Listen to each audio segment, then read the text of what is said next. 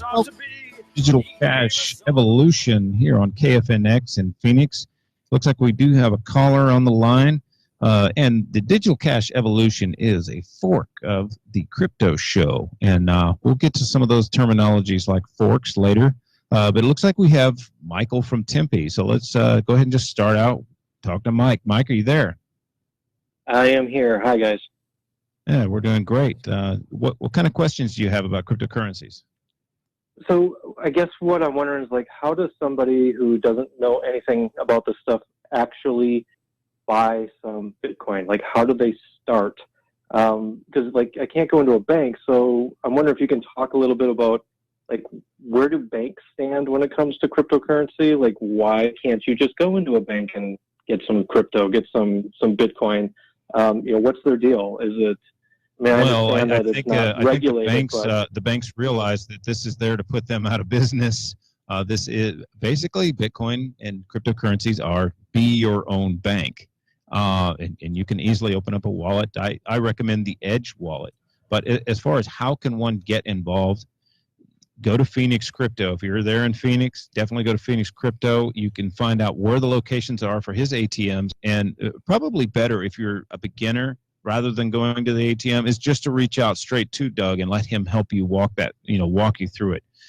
Go to Classic Crust Pizza. The owner there, Alex, will definitely help you, walk you through it and maybe sell you some and show you how it works. I mean, to actually walk into his store, buy pizza, buy beer, and see it in action, you really begin to understand. And to kind of answer your question about, often, the first timer is actually just the very basic question of what does that look like? What does a transaction look like?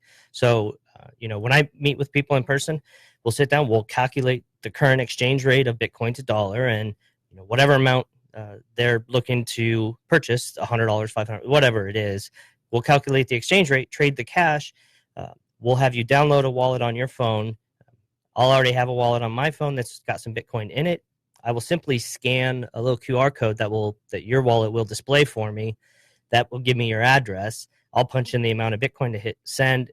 And within a second or two, your phone's going to ding and you're going to see, payment received. And that's the aha moment I talk about. People often say, wow, I mean, that was it? We're done? So yeah, especially, think about when you walked in to open a bank account, all of the garbage that you had to go through. This thing doesn't ask your name. It doesn't care what color you are, how much money you have or what you drive, any of that. It's like, here's the app, open it up, create a password. That's it. It doesn't care who you are. Yep. Do you foresee the banking community or the financial community trying to do something to stop cryptocurrencies from existing?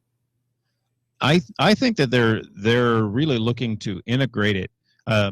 Recently I went to a bankers convention in San Diego, and they were okay with using the word blockchain. That didn't scare them very much because I went basically I went to every one of the vendors at this conference and tried to ask them questions about Bitcoin, and that scared them. They didn't want to talk about Bitcoin. That was a dirty word, but blockchain was somewhat okay. So they want to build their own blockchains and create their own currencies to try to compete with it. But then again, you're right back to fiat currency again, where they can print as much as they want. The whole point of Bitcoin and these other cryptocurrencies is that they're finite. You know how much there can only be this many.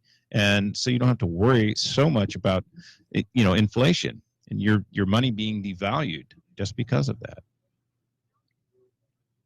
Gotcha. Okay. Yeah. 'Cause I just know how banks can be. If they feel threatened, they're going to do everything they can to try to stop their competition. And that's the beauty of Bitcoin being decentralized. It means that there's really nothing that they can do to stop something like this. There's no warehouse full of Bitcoins that they can seize or bomb. This is permissionless, meaning you don't need permission from them. So, I'm looking to get outside of the bank. And even with the other cryptocurrencies outside of Bitcoin, like Dash has a CEO, but if you were to take him out, I don't think the place, Dash is not going to go down just because its core team went somewhere. I mean, essentially, they're just hired by the network itself. The network is a digital autonomous organization, which is I don't know. Give us a short explanation of how these DAOs work and how they're resilient against some sort of an attack. Yeah. So with an organization like this, and don't expect this to sound like anything you're familiar with, because this is a whole new way of doing things. Anyone can participate in this group. Anyone can run a node. Anyone can run a mining machine, and then anyone can use that and start participating in this system. Anyone can be a developer and get paid for that, et cetera, et cetera. And that's the beauty of it, is it's like an idea. You can't really crush an idea. You can get rid of some of the big people who are pushing it or promoting it, but then as long as anyone believes in that idea, it can just spread to the next person, and it's like almost like a living entity. You just can't really crush out just by removing some structures or some people from it. And so that's what the real beauty of this thing is. Almost like a natural resource. You can't imagine trying to ban gold. Oh, we're just going to shut down gold. Well, you can shut down some gold mines. You can seize some gold if you manage to get to it, but you can't eliminate a natural resource. And this is sort of like a digital natural resource now. And so that's what really makes this kind of separates this from the rest. Yeah. Do you have any other questions about it? Or? I had heard a few months back that in Arizona that the legislation was voting on whether or not they'll give us the ability to pay for our tax bills using Bitcoin. That went through. You can actually pay your taxes now in Arizona with Bitcoin. And another thing, Phoenix is a hotbed for cryptocurrency. There are two of the most innovative cryptocurrencies are actually based in Phoenix, one being Dash, of course, and then Nexus, which is a very interesting project.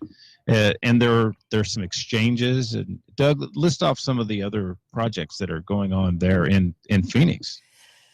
Oh man, it's really interesting to go to the meetups and talk to some of the guys that are not even, haven't necessarily made public, any kind of public statements about the projects they're working on. They're just all, they're all in their computer, in their rooms and their computers, just coding away, building some amazing things, projects. To the guys we had on last week from Tunnel, which is bringing better privacy to Bitcoin. So some of the other currencies have targeted that use case of being more private, being more anonymous. Bitcoin, is not very anonymous, despite what you may have heard.